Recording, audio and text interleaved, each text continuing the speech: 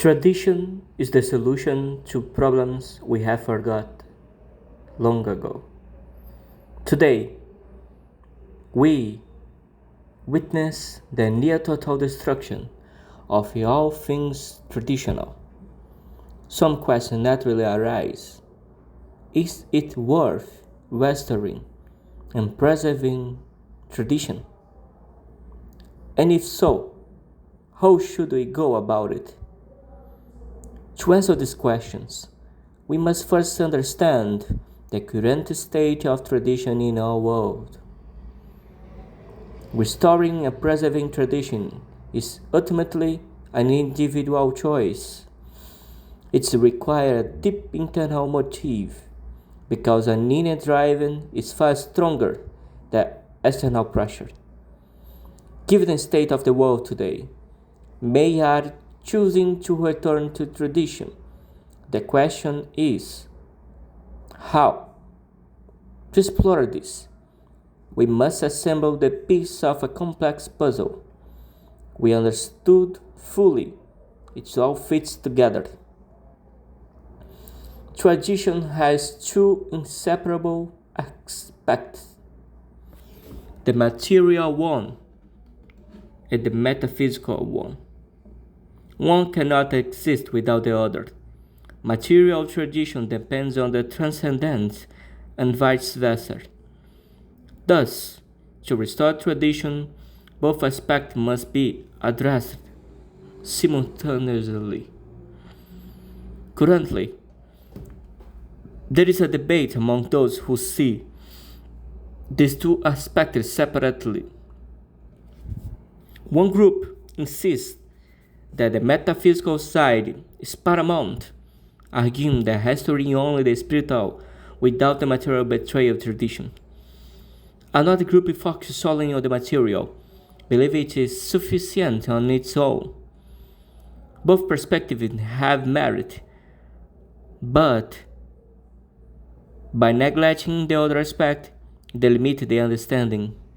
Tradition simply cannot survive without both. Why must tradition be restored? By addressing both sides. Because restoring the spiritual alone is not enough to ensure a true revival. Tradition comprises the traits and ways passed down through countless generations, traits embodied by all your ancestors, and by extensions, yourself.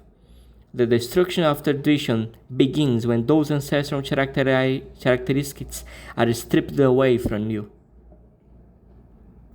Take, for example, the masculine traits of men, which are under constant attack today. This is one of the main ways tradition is being undermined. Another crucial aspect is the family. Both masculinity and family represent timeless spirits, qualities unchanged through millennia. This is the essence of the true tradition. Therefore, it's misleading to speak of restoring tradition as is where something completely lost.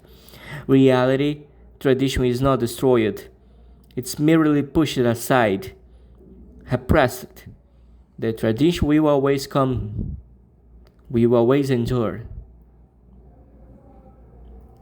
While we see today a distancing from tradition, not its eradication, because tradition is indestructible. Hence, it's more accurate to speak of returning to tradition, which is simply the restoring it. Yet, returning is not an easy task. It's an individual journey that requires effort and will. So how do we rebuild and return to tradition? The answer is by simultaneously addressing both its transcendent and material aspects. This is where complexity arises. The transcendent aspect is simple, as it springs from within, returning to it depends solely on your will and commitment. Though complex in its nature, the pursuit of the spiritual is straightforward in principle. However, this alone is insufficient. Many today, especially among so-called tradicons, believe the faith in God and religion, usually Christianity, is enough to maintain tradition by itself. While there is truth in this view, it's incomplete. The simplest way to preserve tradition is through procreation, by having children and passing traditions on. Historically, priests, elders, and clergy were traditions custodians, even without children of their own, but most tradition was maintained through families. Today, marriage and family life face several challenges. Here lie the material aspect of traditions, the more difficult to reclaim. Some dismiss the material as irrelevant, asserting that faith alone is sufficient to marry and have children. Yet it really proves otherwise. Marriage and childbearing today are fraught with obstacles. Men lack authority in family. Women are overprotected or overvalued. Children are vulnerable. Feminism challenged traditional roles, and the state intervened deeply in family life. The situation is complex and could feel volume. Even so, Trotsky insists that marriage and children must be pursued regardless of conditions. Within this group, two subgroups emerge, those fully committed to tradition and those I call as semi-migdals. Semi-migdals desire family but reject the current material conditions. They would marry and have children if the social and material environment were more supportive, if tradition was genuinely restored, or if a new, favorable system exists without the fear of destructions. Hence, it's clear, by making it easy for men to marry and have children, you can trigger a mass return to tradition, based solely on the material aspect. Facilitating fatherhood is the most direct path to a traditional revival, but achieving this requires doing what feels there, restoring authority to man, father, and family, and removing it from the so-called spoons, those who interfere destructively. That alone will sparking a mass tradition return, at least materially. How to achieve this, however, is the critical question. Give today status quo, it's appeared nearly impossible.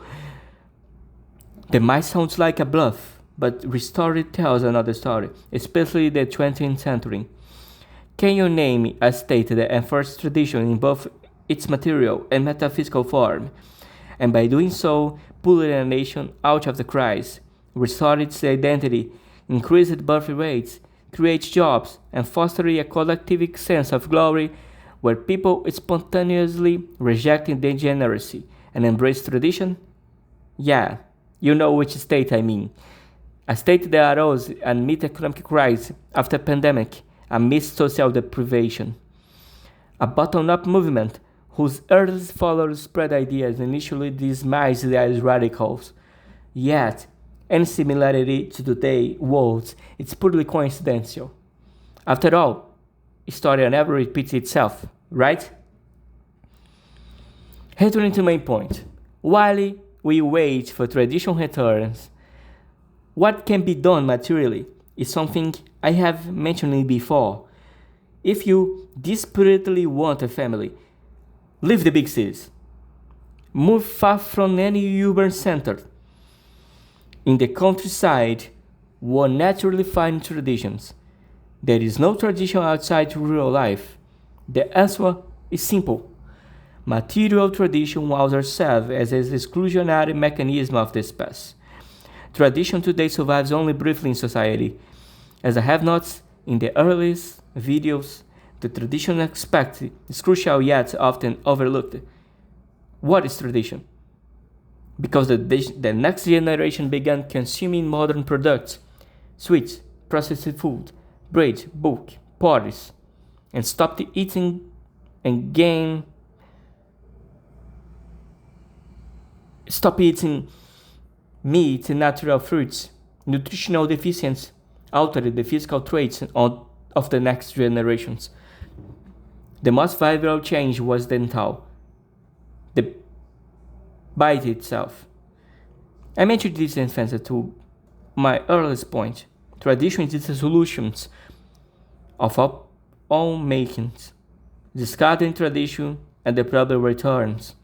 Yet, I think it has changed. New concepts have emerged after reinforcing the cycle.